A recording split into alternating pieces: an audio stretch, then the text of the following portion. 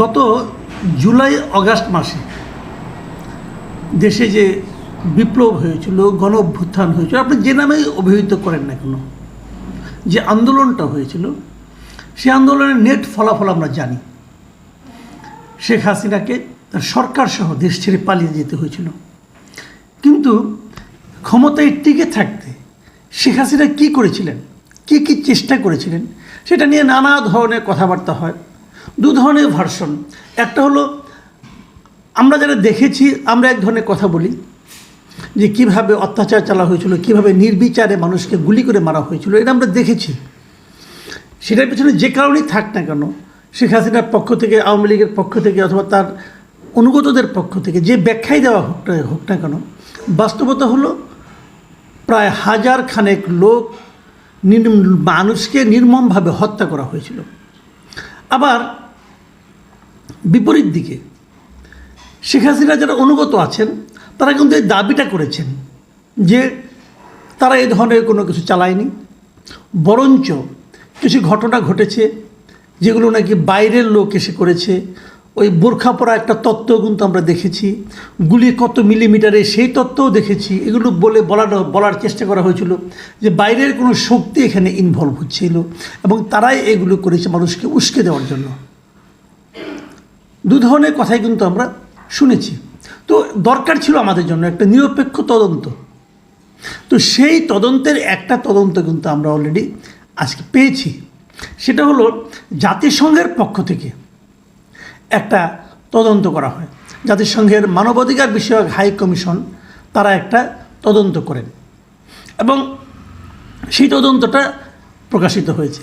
তারা 2024 সালের 1 জুলাই থেকে 15 আগস্ট পর্যন্ত সংঘটিত ঘটনা প্রবাহ বিশ্লেষণ করে তারা যে তথ্য অনুসন্ধান প্রতিবেদন প্রকাশ করে সেটা 114 পৃষ্ঠার।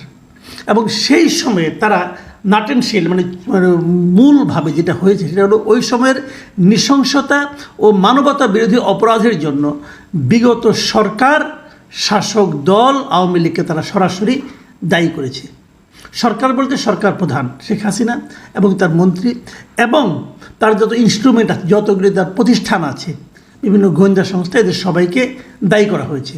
এবং সেখান থেকে তারা কী পেয়েছে, আমি ওনাদের বক্তব্য থেকে কয়েকটা জিনিস আপনাদের একটু অবহিত করার চেষ্টা করি। যেমন তারা বলেছে যে স্বৈরাচারী সরকার, নিরাপত্তা বাহিনী, গোয়েন্দা সংস্থা এবং দল ও সহযোগী সংগঠনকে যুক্ত করে মাত্রাতিরিক্ত বল প্রয়োগ করেছে।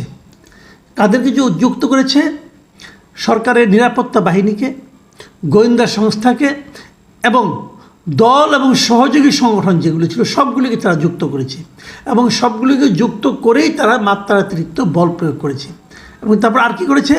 বিচার বহির্ভূত হত্যা, নির্বিচার মারণাস্ত্র দিয়ে গুলি, গ্রেপ্তার, নির্যাতন, চিকিৎসা পেতে বাধা দেওয়ার মতো গুরুতর মানবাধিকার লঙ্ঘন করেছে। আর কি করেছে, কেন করেছে এগুলো, সেটা কে করেছে সেগুলো বলা হয়েছে। যেমন মূলত ক্ষমতায় টিকে থাকতে আন্দোলনকারীদের উপর অতিরিক্ত বল প্রয়োগের সরাসরি নির্দেশ দিয়েছিলেন তৎকালীন প্রধানমন্ত্রী শেখ হাসিনা ও সাবেক স্বরাষ্ট্রমন্ত্রী আসাদুজ্জামান খান কামাল। ক্লিয়ার জিনিসটা ওনাদের কিন্তু অনুসন্ধানও না বলেছেন যে এই কাজটা মূলত করেছেন শেখ হাসিনা এবং তৎকালীন স্বরাষ্ট্রমন্ত্রী। এবং সেই কাজগুলো করার জন্য তারা কারে কারে ব্যবহার করছে সেটাও আপনারা শুনতে পেলেন। এখন এগুলি তারা এই যে ইনফরমেশনগুলি তারা দিল, এই যে তথ্যগুলি তারা সংগ্রহ করেছে কোত্থেকে, এটা সংগ্রহ করার জন্য তারা কিন্তু এই দেশে এসেছিল, তারা কয়েকদিন থেকেছে। তারা ঢাকা ছাড়াও চট্টগ্রাম, রংপুর, রাজশাহী, খুলনা, বগুড়া, সিলেট এবং গাজীপুর, এই 8টা শহরে তারা অনুসন্ধান চালিয়েছে, কারণ এই শহরগুলিতেই বেশি মাত্রায় বিক্ষোভ হয়েছিল। এবং তারা সেখানে যে ঘটনা প্রবাহের যারা ক্ষতিগ্রস্ত, যারা ঘটনা প্রবাহের সাক্ষী ছিল, এমন প্রায় 230টিরও বেশি তারা সাক্ষাৎকার নিয়েছে। এবং এছাড়া সরকার, নিরাপত্তা বাহিনী, রাজনৈতিক ব্যক্তিদেরও এরকম প্রায় 36টার মতো সাক্ষাৎকার নিয়েছে। এই যে 36টা সাক্ষাৎকার নিয়েছে, তার মধ্যে সরকারের বর্তমান এবং সাবেক উভয় ধরনের কর্মকর্তারাই ছিলেন। ওই সময় যারা কর্মকর্তা ছিলেন তেমন লোকও সেখানে ছিলেন। এবং ওই যে বললাম যে সরকারের বিভিন্ন সংস্থাকে কাজে লাগানো হয়েছিল, এই সংস্থাগুলি কারা কারা? এদের মধ্যে ছিল প্রতিরক্ষা গোয়েন্দা পরিদপ্তর মানে ডিজিএফআই, জাতীয় নিরাপত্তা গোয়েন্দা সংস্থা মানে NSI, national telecommunication monitoring cell NTMC, পুলিশের গোয়েন্দা বিভাগ মানে ডিবি, পুলিশের বিশেষ শাখা মানে SB, counter terrorism and transnational crime CTTC, এই সমস্ত ইউনিটগুলো এই যে মানবাধিকার লঙ্ঘনের মতো কাজ তারা করেছে।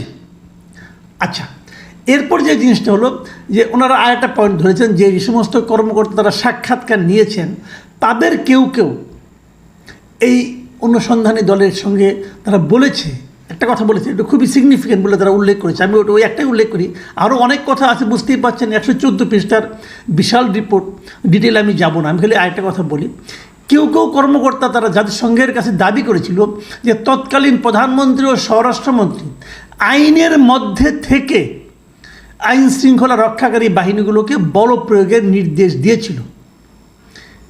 তার মানে তারা দাবি করছে যে প্রাইম মিনিস্টার এবং স্বরাষ্ট্রমন্ত্রী তারা এরকম মানে অতিরিক্ত অথবা এখতিয়ার বহির্ভূত পদক্ষেপ নিতে নিরুৎসাহিত করেছে, বলেছে আইন যতটুকু পারমিট করে ঠিক ততটুকু যেন তারা করে, এই ধরনের কথা ওই সরকারি কর্মকর্তারা বলেছে। তারপর তারা আরও বলেছে কিন্তু বাহিনীগুলো নিজে থেকে মাত্রার অতিরিক্ত বল প্রয়োগ করেছে, মানে যে মাত্রার অতিরিক্ত বল প্রয়োগ দেখা গেছে এর জন্য তারা দায়ী করেছে ওই বাহিনীগুলিকে, মানে সরকারের প্রধানমন্ত্রী এবং স্বরাষ্ট্রমন্ত্রীকে নয়। তার মানে স্বরাষ্ট্রমন্ত্রী এবং প্রধানমন্ত্রী নাকি চায় নাই যে এরকম গুলাগুলি হোক, ওই বাহিনীর লোকেরা নিজ দায়িত্বেই করেছে, এরকম কথা বলেছেন ওই সরকারি জ্যেষ্ঠ কর্মকর্তারা, মানে সচিব পর্যায়ের দুজন কর্মকর্তা হয়তো হবেন।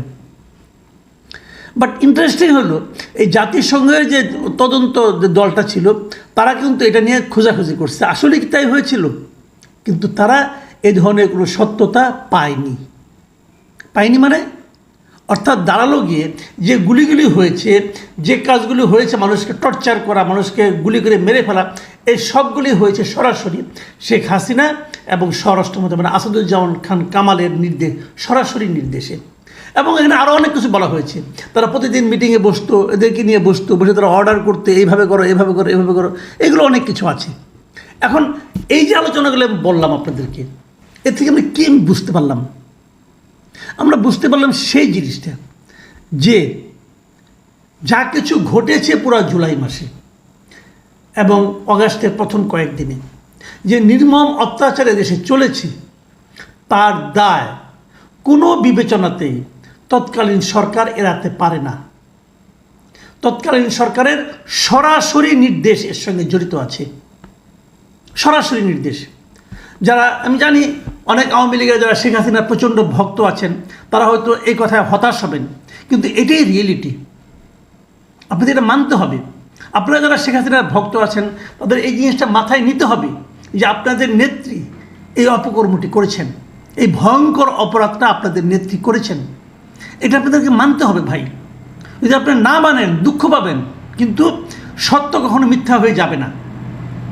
আরও অনেক তদন্ত হবে, হয়তো আপনি বলবেন যে এই সরকার ইন্টেনশনালি তদন্ত করেছে, এই সরকার ইচ্ছে করে একটা ভুল তদন্ত করেছে, এই সরকার হাসিনার বিরুদ্ধে হাসিনাকে অপরাধী প্রমাণ করার জন্য করেছে, কিন্তু এটা তো সরকার করে না, এটা জাতিসংঘ তদন্ত করেছে। কাজে এই তদন্তকে আপনি যদি উড়িয়ে দেন, আপনি দিতে পারেন, কিন্তু সেটা গ্রহণযোগ্য হবে না, মানতে হবে আপনাকে, এটাই সত্য, এটাই নিয়তি। আপনাদের নেত্রী এই কাজটা করেছে এবং শুরু থেকে আমি বলে আসছি এবং আগেও বলেছি, আওয়ামী লীগকে যদি ঘুরে দাঁড়াতে হয় আপনারা শেখ হাসিনাকে চিন্তার বাইরে রাখেন। উনি খুনি, একজন জাস্ট একজন খুনি, উনি এবং ওনার স্বরাষ্ট্রমন্ত্রী খুনি, এবং এদের এই গণহত্যার দায় এদের বিচার হবে। যদি আদালত বিচার করতে ভুল করে, যদি আদালত বিচার করতে না পারে, দেশের মানুষ তার বিচার করবে। এবং আমি মনে করি যে এরা ছাড়াও আওয়ামী লীগের নেতৃত্ব দেওয়ার মতো অনেক লোক আছে, আওয়ামী লীগের লোকদের হতাশ হওয়ার কোনো কারণ দেখি না আমি। আপনারা বুঝবেন যে এই আওয়ামী লীগকে কেবল দেশটাকে কেবল না, আওয়ামী লীগকেও এই নেতৃবৃন্দ, আপনাদের এই যে আওয়ামী লীগের যে সর্বশেষ নেতৃবৃন্দ, তারা ডুবিয়ে দিয়ে গেছে। এদেরকে নিয়ে ভাসার চেষ্টা করেন না, এরা শেষ, এদেরকে বাদ দিয়ে চিন্তা করেন, কেবল তাহলে আওয়ামী লীগের সামনে একটা সম্ভাবনা আছে। এটা শুনে আবার কেউ কেউ বলবেন আমি তো আওয়ামী লীগের দালাল, আমি আওয়ামী লীগের সাধারণ সম্পাদক হতে চাই। না ভাই, এখানে দালালির কোনো বিষয় না। আমি এদেশের মানুষের জন্য, এদেশের জন্য যেটা ভালো হবে, এদেশের রাজনীতির জন্য যেটা ভালো হবে, সেটা আমি যেভাবে বুঝি আমি কেবল সেই ব্যাখ্যাটাই করছি। আমি এই সরকারেরও বিরোধী না, আমি আওয়ামী লীগেরও বিরোধী না, আমি বিএনপিরও বিরোধী না, আমি কারো দালালও না। আমি আমার উপলব্ধিটা কেবল আপনাদের সঙ্গে শেয়ার করি। আপনারা যদি এর সঙ্গে দ্বিমত পোষণ করেন জানাবেন, আমি সেগুলো নিয়ে আলোচনা করব। আমরা সমস্ত আলোচনার মাধ্যমে কারো দালাল না হয়ে, আপনারাও কারো দালাল হয়েন না ভাই। যার উপরে বিশ্বাস করবেন সেই আপনাকে হতাশ করবে, আমার অভিজ্ঞতা তাই বলে। কারোর উপর